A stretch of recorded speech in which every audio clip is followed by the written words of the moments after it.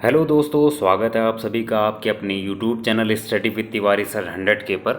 तो दोस्तों, आज का वीडियो में हम डिस्कस करेंगे जो आपका लेटेस्ट विज्ञप्ति आई है स्नातक स्तरीय भर्ती, जिसमें आपके विभिन्न सारे ग्रेजुएशन लेवल के पद हैं। और अभी लेटेस्ट में 416 पदों पे ये विज्ञप्ति आई हुई है।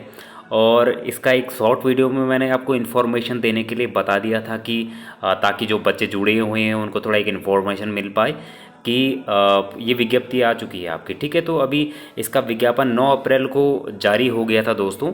और ऑनलाइन आवेदन करने की जो तिथि आपकी है वो 15 अप्रैल है, यानी 15 अप्रैल 2025 से आपके फॉर्म भरने स्टार्ट हो जाएंगे। और लास्ट डेट आपकी फॉर्म फिल करने की होगी 15 मई 2025। ठीक है, तो करीबन करीबन एक महीना आपको फॉर्म फिल करने के लिए इसमें मिलेगा, 15 अप्रैल से 15 मई तक।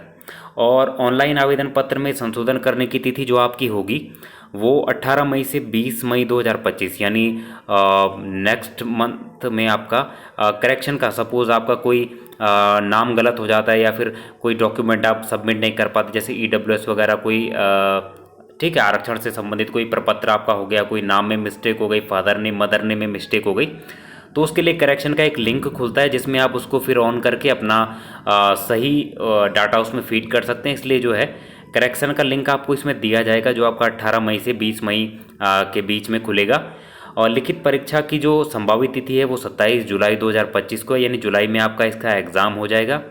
और लगभग जो आयोग अपनी एग्ज़ाम डेट देता है उसी एग्ज़ाम डेट में आयोग जो है अपना एग्ज़ाम करवा लेता है। ठीक है, तो जो आयोग ने इसमें 27 जुलाई की जो एग्ज़ाम डेट दी हुई है, फ़िलहाल आप इसी को एग्ज़ाम डेट मान के चलिए कि इस तिथि को आपका जो है एग्ज़ाम हो जाएगा। ठीक है, तो ये इंपॉर्टेंट जो आपकी डेट्स थी फॉर्म के रिगार्डिंग वो मैंने आपको बता दी हैं कि 15 अप्रैल से 15 मई तक आपके फॉर्म फिल हो जाएंगे। ठीक है, इसके अलावा जो गवर्नमेंट डिपार्टमेंट में ऑलरेडी हैं और जो सरकारी सेवाओं में रहते हुए फॉर्म फिल करते हैं, तो अपने विभाग से NOC ज़रूर ले लिया कीजिए। ठीक है, क्योंकि अगर आप NOC नहीं लेते हैं, अगर बिना NOC लिए अगर आप फॉर्म फिल करते हैं, उसको क्वालिफाई कर जाते हैं, तो आप मेन डॉक्यूमेंट वेरिफिकेशन में बाहर हो जाते हैं। ठीक है, क्योंकि वहाँ पर आपकी NOC फिर उनको दिखानी होती है कि आपने NOC ली हुई कि नहीं ली हुई है। ठीक है, जब आप NOC के लिए अप्लाई करते हैं, जो आपका विभाग होता है वो आपको NOC प्रोवाइड कराता है।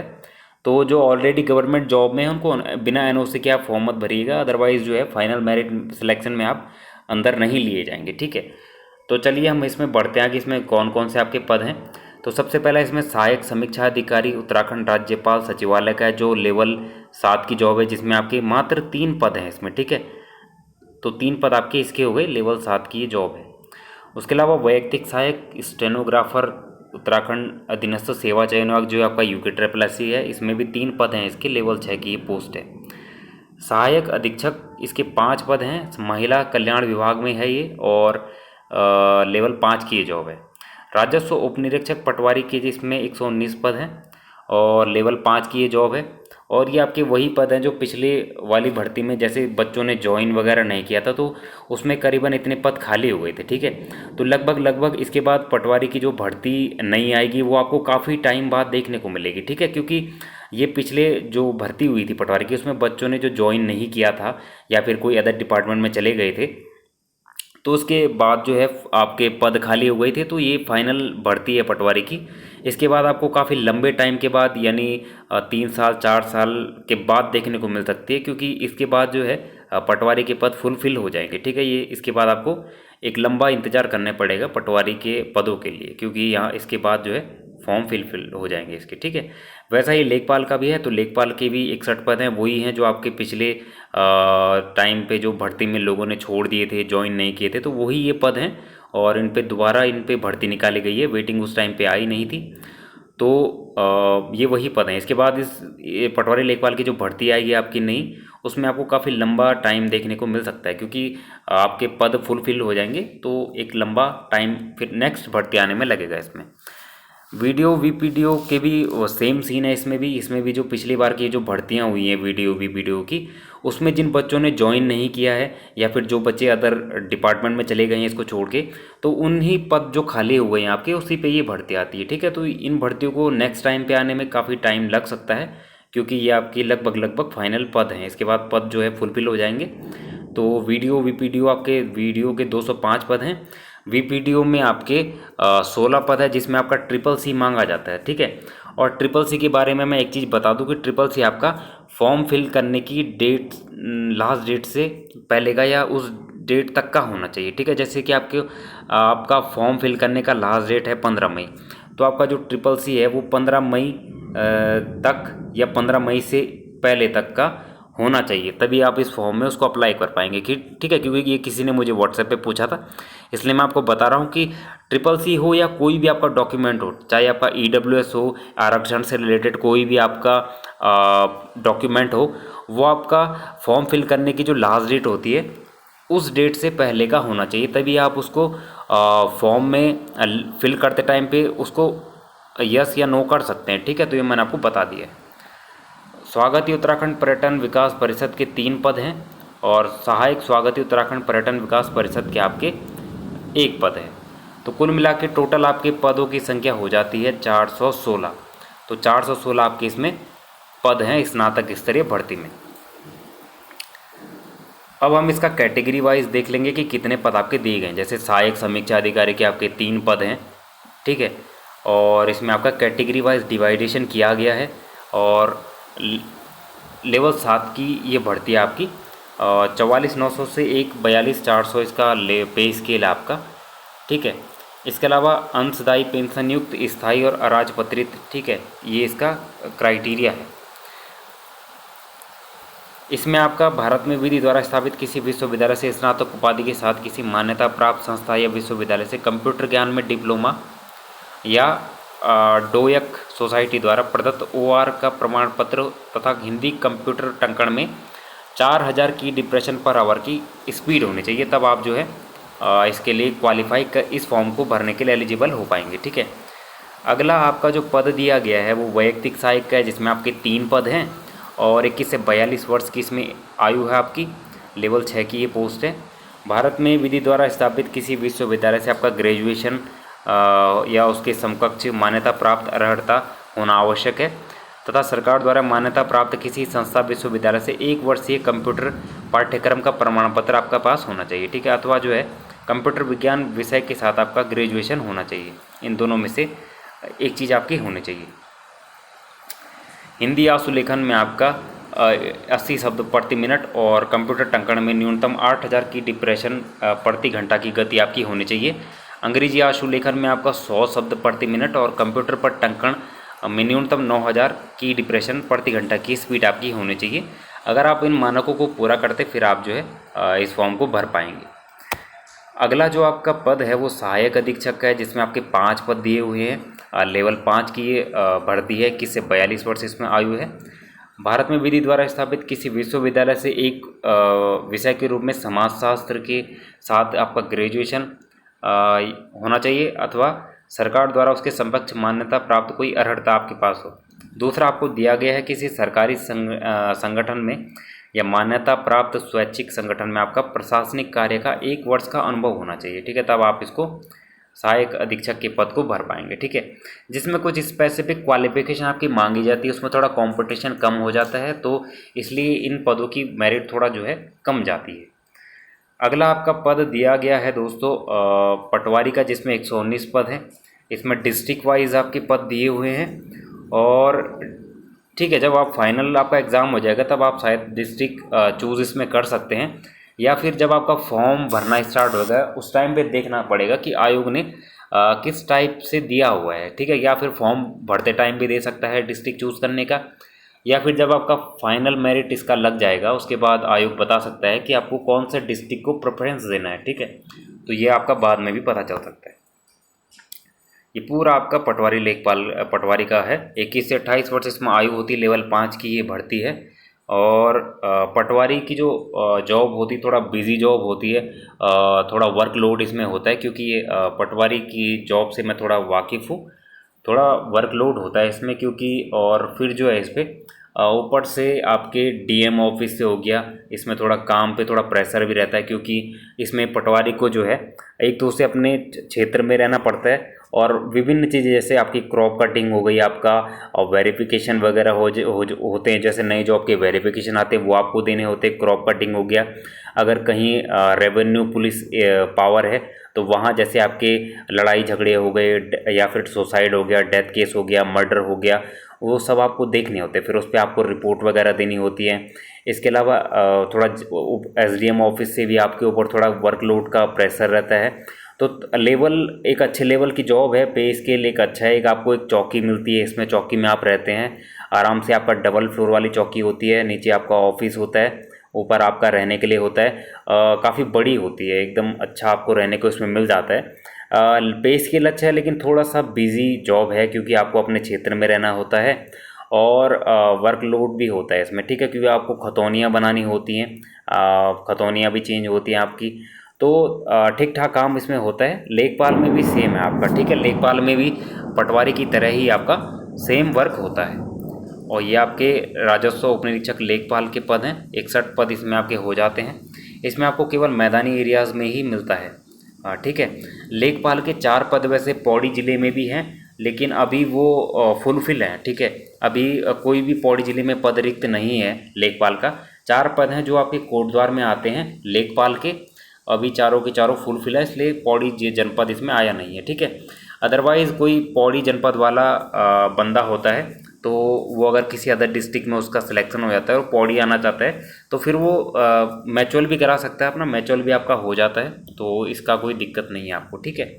ये आपके लेखपाल के पद हैं। 21 से 35 वर्ष इसमें आयु होती है, और फिजिकल भी इसमें होता है, ये आपको यहाँ पर बता दिया है। पुरुष अभ्यर्थियों के लिए 60 मिनट में 7 किलोमीटर होती है, और महिला अभ्यर्थियों के लिए 35 मिनट में 3.5 किलोमीटर दौड़ होती है इसमें, ठीक है। इसमें वेट वगैरह भी चेक हुआ था पिछली बार, तो इस बार देखना पड़ेगा क्या इसमें होता है। इसमें फिर आपका ग्राम विकास अधिकारी वीडियो के पद हैं 205, और डिस्ट्रिक्ट वाइज इसमें पदों का डिस्ट्रीब्यूशन किया गया है, जो आप इसमें देख सकते हैं। वीडियो की जॉब भी एक अच्छी जॉब होती है, हमारे जानने वाले कई मित्र वीडियो हैं, तो अच्छी जॉब होती है, ठीक है। ये लेवल 4 की है, 21 से 42 वर्ष इसमें आयु मांगी हुई होती है। ग्रेजुएशन आपका होना चाहिए, ठीक है, सिंपली ग्रेजुएशन आपका हो किसी भी स्ट्रीम से, तो आप इसको बढ़ सकते हैं, इसमें कोई समस्या नहीं होगी आपको। अगला आपका वीपीडीओ के 16 पद हैं, जिसमें आपका CCC मांगा हुआ होता है, जो आपका फॉर्म फिल करने की लास्ट डेट से पहले का होना चाहिए। जैसे 15 मई फॉर्म फिल करने की लास्ट डेट है, तो उससे पहले का आपका वो CCC होना चाहिए, फिर वो इसमें आपका एलिजिबल हो पाएगा CCC, ठीक है, लास्ट डेट से पहले का होना चाहिए। 21 से 42 वर्ष आयु है, लेवल 4 की जॉब है ये, ठीक है। इसके अलावा आपका स्वागती का है, लेवल 2 की ये जॉब है, 21 से लेवल 4 की है स्वागती की आपकी, लेवल 4 की है, 21 से 42 वर्ष आयु है इसमें। और भारत में विधि द्वारा स्थापित किसी मान्यता प्राप्त विश्वविद्यालय से ग्रेजुएशन आपका होना चाहिए। हिंदी अंग्रेजी भाषा पढ़ने और बात करने की पूर्ण क्षमता रखता हो, और सूचना और प्रौद्योगिकी और कंप्यूटर का आपका ज्ञान हो, ठीक है। तो ये आपका हो गया। अगला सहायक स्वागती का एक पद है केवल, लेवल 2 का, 21 से 42 वर्ष इसमें आयु मांगी गई है, और ये आपका लेवल 2 की जॉब है, ठीक है। इसमें भी सेम क्राइटेरिया है जो आपका पीछे दिया हुआ था, वही इसमें है। इसके अलावा यहाँ पे प्रोसेस बताई गई है कि कैसे कैसे फॉर्म फिल करना है। तो 15 अप्रैल से आपका फॉर्म फिल होना स्टार्ट हो जाएगा। CCC के बारे में मैंने आपको बता दिया है कि फॉर्म फिल करने की लास्ट डेट से एक डेट पहले का आपका CCC होना चाहिए, ठीक है। तो ये पूरा फॉर्म के बारे में, फ़ीस के बारे में आपको पता ही है। लास्ट में आपका सिलेबस दिया होता है, तो ये सिलेबस आप प्रिंट आउट करा लीजिएगा। सिलेबस ज़रूरी है, जब आप किसी एग्ज़ाम की तैयारी करते हैं तो सिलेबस ज़रूरी होता है रखना, इसका प्रिंट आउट करा लीजिएगा, ठीक है। इसके अलावा कुछ बात करते हैं कि किस तरीके से आपको इस एग्ज़ाम की तैयारी करनी है। सबसे पहले तो दोस्तों देखिए, बेसिक चीज़ें आपको, जैसे परीक्षावाणी हो गई, और उसके अलावा आपका लूसेंट हो गया GS के लिए, उसके अलावा आपका लूसेंट हो गया हिंदी के लिए, उसके अलावा आपका लूसेंट कंप्यूटर के लिए हो गया, और अरिहंत हो गया आपका रीजनिंग के लिए, ठीक है, अरिहंत रीजनिंग। तो परीक्षावाणी और लूसेंट GS, लूसेंट हिंदी और लूसेंट कंप्यूटर, अरिहंत हो गया आपका रीजनिंग के लिए। तो बेसिक सब्जेक्ट आपके यहाँ से कवर हो जाएंगे। उसके अलावा आप अजय रावत पढ़ सकते हैं उत्तराखंड के इतिहास के लिए, प्लस आप राजेंद्र बलौदी की बुक भी पढ़ सकते हैं। उत्तराखंड का समग्र अध्ययन पूरा डाटा उसमें मिल जाता है। तो ये 2 बुकें आपकी एडवांस बुक हो जाती हैं। इसके अलावा यूके ट्रिपल एस सी के जो PYQs यानी पुराने पेपर जो कराए गए हैं उनको पढ़िए, उनको सॉल्व कीजिए। साथ ही साथ जो उत्तराखंड लोक सेवा आयोग यानी UKPSC के ओल्ड पेपर हैं उनको भी सॉल्व कीजिए। ठीक है, जो मैं चीज़ें बता रहा हूँ आप नोट करते जाइए। इसके अलावा BS नेगी के शॉर्ट नोट्स आते हैं उत्तराखंड के, तो BS नेगी के जो नोट्स आते हैं उत्तराखंड के लिए वो आप ले सकते हैं। प्लस जो है BS नेगी के जो है प्रैक्टिस सेट भी आते हैं उत्तराखंड GS वगैरह मिक्सड अप जो प्रैक्टिस सेट होते हैं वो भी आप ले सकते हैं। एक बार मैं फिर से रिवाइज करा देता हूँ। बेसिक चीज़ों में आपने क्या पढ़ना है, परीक्षा वाणी पढ़िए उत्तराखंड के लिए, लूसेंट का हिंदी हो गया, लूसेंट की GS हो गई और लूसेंट की कंप्यूटर हो गई, तो ये आपकी हो गई। ठीक है, परीक्षा वाणी हो गया, Lucent Hindi, Lucent GS, Lucent computer, Arihant आपका रीजनिंग के लिए हो गया। तो ये बेसिक चीज़ें। इसके अलावा आपको मैंने राजेंद्र बलौदी की आती है उत्तराखंड समग्र अध्ययन जिसमें आपको पूरा डाटा मिल जाता है, और अजय रावत की एक बुक आती है उत्तराखंड के इतिहास के लिए, वो आप पढ़ सकते हैं। तो ये 2 बुकें सफिशियंट होंगी आपकी एडवांस के लिए। इसके अलावा यूके ट्रिपल एस सी और UKPSC यानी उत्तराखंड अधीनस्थ सेवाचार आयोग और उत्तराखंड लोक सेवा जो आपका उत्तराखंड जो है UKPSC जो आपका है, इन दोनों के आप PYQs जो आपके पुराने पेपर हैं उनको मार्केट से परचेज़ करिए, उनको सॉल्व कीजिए, पढ़िए, उनको याद कीजिए। साथ ही साथ जो है BS नेगी के जो है आप जो है MCQ सेट लीजिए, और उत्तराखंड के लिए भी आती है उत्तराखंड का समग्र अध्ययन BS नेगी की बुक आती है। GS के लिए भी BS नेगी की बुक आती है, वो भी आप ले सकते हैं। हिंदी थोड़ा आप और मजबूत करना चाहते हैं तो आप हरदेव बहारी की बुक भी ले सकते हैं हिंदी के लिए, तो ये काफ़ी सफिशियंट होगा। इसके अलावा बिनसर की एक बुक आती है ईयरली करंट अफेयर की, तो बिनसर की बुक आप ले लीजिए। उसमें आपको करंट अफेयर तो मिलता ही मिलता है, साथ ही साथ आपको उत्तराखंड का उसमें डाटा भी मिल जाता है, तो वह आपका उत्तराखंड रिविज़न भी उससे हो जाएगा और करंट अफेयर भी आपको उसमें मिल जाएगा। साथ ही साथ जो है उत्तराखंड का 1 साल का करंट अफेयर आप देख लीजिएगा, और जो नेशनल करंट अफेयर के लिए समसामयिकी आती है ब्लू कलर की वो होती है, वो आप ऑनलाइन परचेज़ कर लीजिएगा। ठीक है, तो 1 साल का उत्तराखंड का करंट अफेयर और 1 साल का नेशनल इंटरनेशनल करंट अफेयर आप देख लीजिएगा, तो यहीं से आपका काम बन जाएगा। ठीक है, साथ ही साथ जो उस उत्तराखंड अधीनस्थ सेवाचार आयोग ने पिछले 2-3 पेपर आपके कराए हैं जिसमें आपका उत्तराखंड का कल्चर, बोली वगैरह हो गया, जनजाति वगैरह हो गया, तो इन चीज़ों का अध्ययन कीजिए। बोली वगैरह आपकी जो संस्कृति वगैरह हो गया, इनसे रिलेटेड जो शब्द आपके होते हैं, देखिए कोई अलग से बुक आपको लेने की ज़रूरत नहीं है, लेकिन थोड़ा सा आप इसकी ओर जा सकते हैं। आपकी जो भाषा बोली है उस पर थोड़ा वर्क कीजिए, कोई रिलेटेड आपको उससे बुक मिलती है तो वो आप परचेज़ कर लीजिएगा। ठीक है, एक आध आपको बुक लेना चाहते हैं उत्तराखंड के कल्चर की, आर्ट एंड कल्चर, संस्कृति, आपकी बोली भाषा, रहन सहन हो गया आपका, पहाड़ी पकवान, व्यंजन, आभूषण हो गए आपके, और जो आपके नाते रिश्ते हो गए, इनके लिए अगर कोई बुक है आपकी तो एक बुक आपके लिए सफिशियंट होगी जो आपको एग्ज़ाम में आपकी हेल्प कर सकती है। जो पुराने बच्चे हैं जिनका स्कोर कम हो रहा है तो आप अपना रिवीजन अच्छे से कीजिए। जो सब्जेक्ट आपका वीक है उस सब्जेक्ट के लिए आप कोई अच्छे से राइटर की बुक ले लीजिए, तभी आपका हो पाएगा एग्ज़ाम क्लियर। थोड़ा सा आपको एक और मेहनत करनी पड़ेगी अपने वीक सब्जेक्ट में, तब आप आराम से जंप कर जाएंगे फाइनल मेरिट में। ठीक है, क्योंकि देखिए मेरिट जनरल वालों के लिए आपको पता है, जनरल वालों के लिए दिन ब दिन एग्ज़ाम थोड़ा और क्योंकि आपके कैटेगरीज़ के लिए जो आरक्षण ज़्यादा, जैसे राज्य आंदोलनकारी आपका हो गया, तो सीटें डिवाइडेड हो रही हैं, तो उसका असर आपका जनरल मेरिट पे पड़ेगा। इसलिए एग्ज़ाम में आपकी मेरिट आपको हाई देखने को मिल सकती है और मिल भी आपको रही है। ठीक है, क्योंकि सीटें अगर जैसे राज्य आंदोलनकारी के लिए 10% डिवाइडेशन है, तो जनरल कैटेगरी के बच्चे के लिए थोड़ा और मेहनत करनी पड़ेगी क्योंकि सीटें आपकी कट गई हैं वहाँ पे। ठीक है, तो इसलिए जनरल की मेरिट थोड़ा सा हाई देखने को आपको मिल सकती है आने वाले एग्ज़ाम्स में भी, इसलिए आपको अच्छे से मेहनत करनी है दोस्तों। इसके अलावा हम कुछ टाइम के बाद प्रैक्टिस सेट प्रोवाइड करा रहे हैं। अगर आपको संपूर्ण प्रैक्टिस सेट चाहिए तो हम एक कॉस्ट में परचेज़ करा देंगे। ठीक है, तो हम जो है प्रैक्टिस सेट प्रोवाइड कराने की कोशिश कर रहे हैं। मैंने बात की है कहीं, तो हम आप कमेंट बॉक्स में कमेंट करके बता दीजिएगा कि आने वाले एग्ज़ाम्स जो आपके यूके ट्रिपल एस सी हैं उस पैटर्न पे बेस्ड अगर आपको MCQ प्रैक्टिस सेट चाहिए तो फिर मैं नेक्स्ट वीडियो में आपको बता दूंगा कि किस तरीके से हम प्रोवाइड कराएंगे।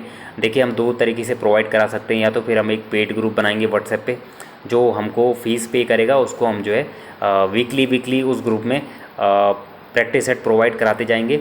या फिर हम ऐसा भी कर सकते हैं कि एक कॉस्ट रख देंगे प्रैक्टिस सेटों की, उसके अंदर आपको 10, 20 या 30 प्रैक्टिस सेट मिलेंगे, उसकी आपको एक कॉस्ट पे करनी पड़ेगी, फिर वो पूरा प्रैक्टिस सेट आपको मिल जाएगा। ठीक है, ये हम बाद में बताएंगे कि हमें आगे क्या किस तरीके से हम प्रोवाइड कराएंगे।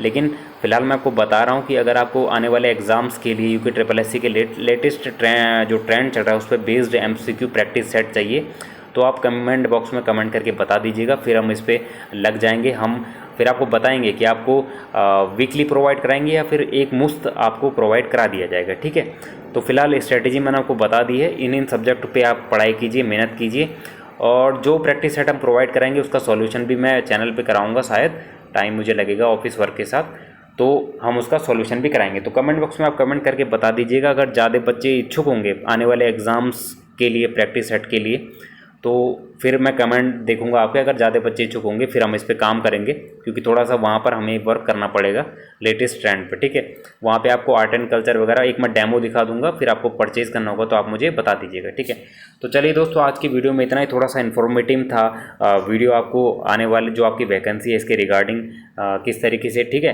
वो प्रैक्टिस सेट आपके फॉरेस्ट गार्ड में भी काम आएंगे, और जो भी ग्रुप सी वैकेंसीज होगी आपकी जनरल सिलेबस की, वहाँ वो प्रैक्टिस सेट आपको काम आएंगे। ठीक है, आने वाले पुलिस का जो एग्ज़ाम है उसके लिए अगर प्रैक्टिस सेट आप परचेज करना चाहते हैं तो वो भी हम प्रोवाइड करा देंगे।